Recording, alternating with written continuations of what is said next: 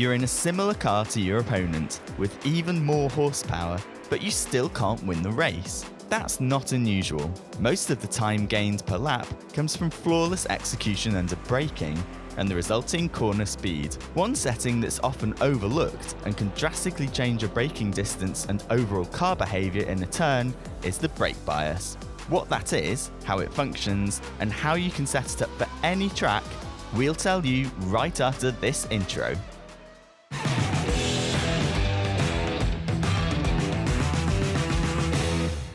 Braking is the most crucial moment of every lap. Usually, there's no time to be gained on straights, as cars with similar engines and builds will neutralise each other for the most part. But when heading into a turn, the responsibility lies with the driver to get the most out of it. The right braking point, steering angle, apex speed, and the moment when you wind up the throttle again are all crucial and determine who's the better driver. Of course, every part of the setup plays an important role in how the car behaves under braking and acceleration, but if you're using the wrong bias settings, this can make the setup feel not quite right. You see, different settings can better the feel when entering a corner on any track. We only have to take the plunge and make an effort to test a few settings and understand why it behaves like it does. If this is just what you're looking for, take another plunge and hit that subscribe button and ring the bell for more videos just like this one. So let's start at the beginning. What actually is brake bias? The brake bias determines how much braking force is applied to the front brakes in contrast to the rear. That means a brake bias of 50% will use the front and rear brakes to an equal amount. Pushing the bias further to the front or back can lead to advantages in certain situations or to disadvantages when used incorrectly. The perfect car to showcase this is the Maserati Gran Turismo from the GT4 class, as this is a vehicle not equipped with ABS, and thus you can lock up the tyres. If you're searching for the right GT4 car for you to use in ACC, check out our video with Jardier, who reveals how to find it. But let's talk about bias again, and start with a higher percentage first. If you push the bias further to the front, you can stabilise the car under braking. As the weight is being pushed to the front as well, a higher brake bias can lead to a shorter braking distance if you dial it in correctly. The most important aspect, however, is the reduced probability of a spin. If you lock up the tyres with the bias pushed to the front, your front tyres will lock up first, leading to the car carrying on in a straight line, leaving the driver unable to steer the car. Only when braking pressure is reduced can the car grip again.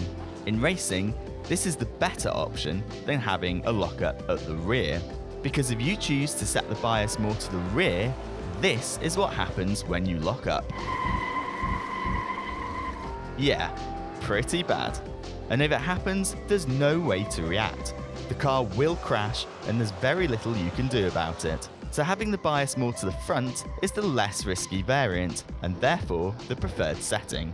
However, you can lower the straight line braking distance significantly with a reduced brake bias. The perfect balance would be so that all 4 tyres lock up at the same time. But to be honest, with changing altitude, different apex speeds and weight distributions in cars, this is almost impossible to achieve. But if we leave the Maserati for its fans, almost every other GT4 car offers ABS anyway, so there's absolutely no way to lock up in the first place. However, brake bias still influences how the car handles whilst turning in, which is why we should now take a look at how to set up the bias for any track.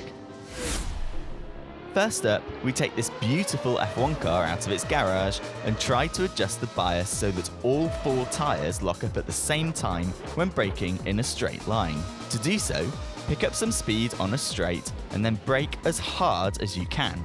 Afterwards, we watch the replay and determine whether the front or rear locked up first. Then we adjust the bias and repeat the process until we find the right settings for our car. In this case, 49%. Awesome! So this is potentially the best setting for braking after a long straight, like for the chicane here at Spa. But sadly, this value might not be the fastest when attacking any curve. You see, increasing the bias will make the car more understeery, whilst pushing it back will give you more oversteer and a better turn-in. So now we take the new default value we've just set and test it to see if there are any other turns where we have problems with under or oversteer. Depending on what we find, we move the bias one click up or down and test it again to see if this has fixed the problem.